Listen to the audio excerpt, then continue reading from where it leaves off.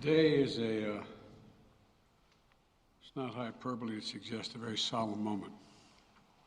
Today, the Supreme Court of the United States expressly took away a constitutional right from the American people that it had already recognized. They didn't limit it, they simply took it away.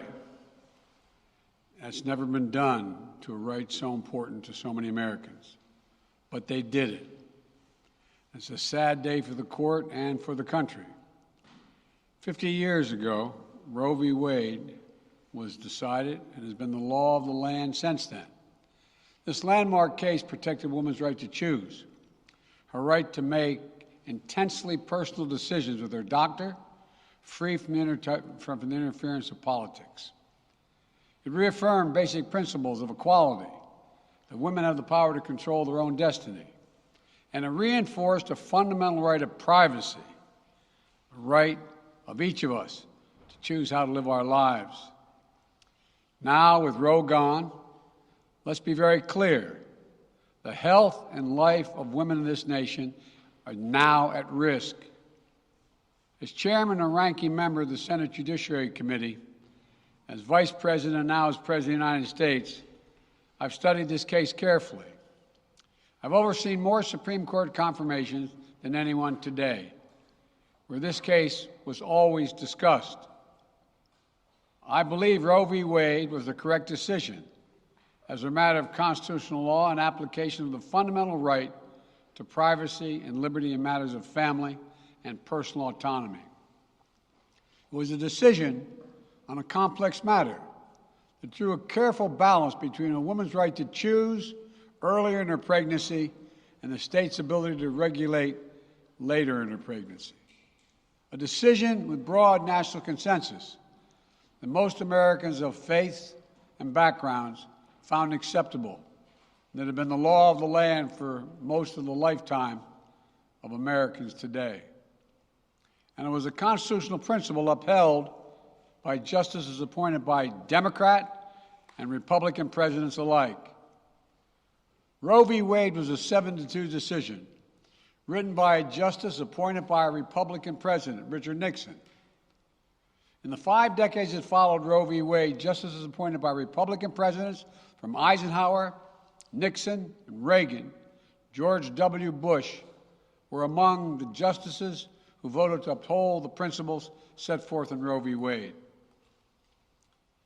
It was 3 justices named by one president, Donald Trump, who were the core of today's decision to upend the scales of justice and eliminate a fundamental right for women in this country. Make no mistake, this decision is a culmination of a deliberate effort over decades to upset the balance of our law. It's a realization of an extreme ideology and a tragic error by the Supreme Court, in my view. The court has done what it has never done before, expressly take away a constitutional right that is so fundamental to so many Americans that had already been recognized. The court's decision to do so will have real and immediate consequences.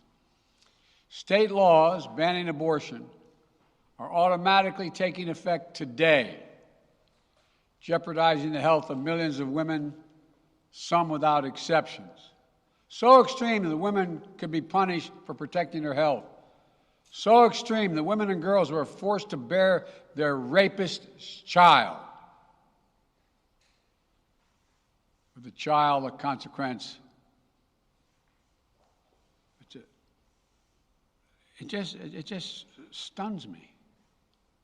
So extreme that doctors will be criminalized for fulfilling their duty to care. Imagine having a young woman have to carry the child of incest as a consequence of incest. No option. Too often the case. The poor women are going to be hit the hardest. It's cruel. In fact, the court laid out state laws criminalizing abortion that go back to the 1800s as rationale. The court literally taking America back 150 years. This is a sad day for the country, in my view. but it doesn't mean the fight's over. Let me be very clear and unambiguous. The only way we can secure a woman's right to choose, the balance that existed, is for Congress to restore the protections of Roe v. Wade as federal law. No executive action from the president can do that. And if Congress, as it appears, lacks the votes to do that now, voters need to make their voices heard. This fall, we must elect more senators and representatives who will codify women's right to choose into federal law once again. Elect more state leaders to protect this right at the local level. We need to restore the protections of Roe as law of the land. We need to elect officials who will do that.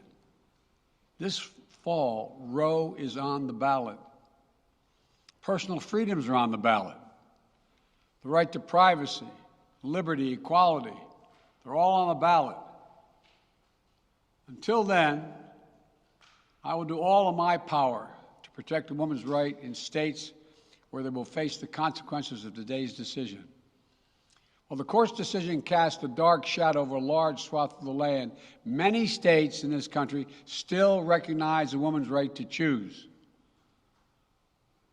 So, if a woman lives in a state that restricts abortion, the Supreme Court's decision does not prevent her from traveling from her home state to the state that allows it. It does not prevent a doctor in that state from treating her. As the Attorney General has made clear, women must remain free to travel safely to another state to seek care they need. My administration will defend that bedrock right. If any state or local official, high or low, tries to interfere with a woman's exercising her basic right to travel, I will do everything in my power to fight that deeply un-American attack.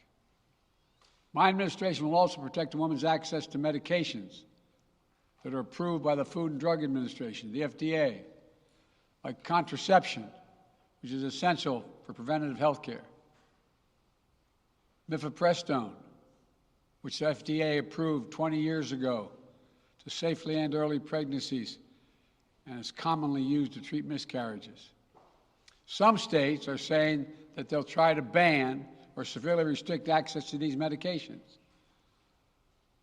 But extremist governors and state legislators are looking to block the mail or search a person's medicine cabinet or control a woman's actions by tracking data on her apps she uses are wrong and extreme and out of touch with the majority of Americans.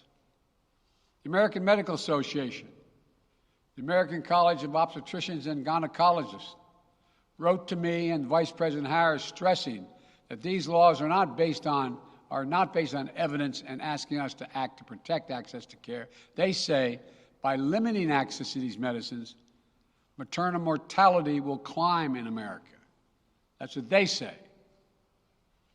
Today, I'm directing the Department of Health and Human Services to take steps to ensure these critical medications are available to the fullest extent possible. And the politicians cannot interfere in the decisions that should be made between a woman and her doctor.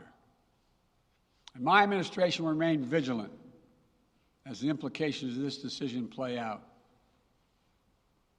I've warned about how this decision risks the broader right to privacy for everyone. That's because Roe recognized the fundamental right to privacy that has served as a basis for so many more rights that we've come to take for granted, that are ingrained in the fabric of this country. The right to make the best decisions for your health. The right to use birth control, a married couple in the privacy of their bedroom, for God's sake. The right to marry the person you love. Now, Justice Thomas said as much today. He explicitly called to reconsider the right of marriage equality, the right of couples to make their choices on contraception. This is an extreme and dangerous path the court is now taking us on. Let me close with 2 points. First, I call on everyone, no matter how deeply they care about this decision, to keep all protests peaceful. Peaceful, peaceful, peaceful. No intimidation. Violence is never acceptable.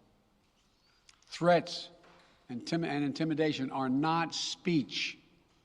We must stand against violence in any form, regardless of your rationale.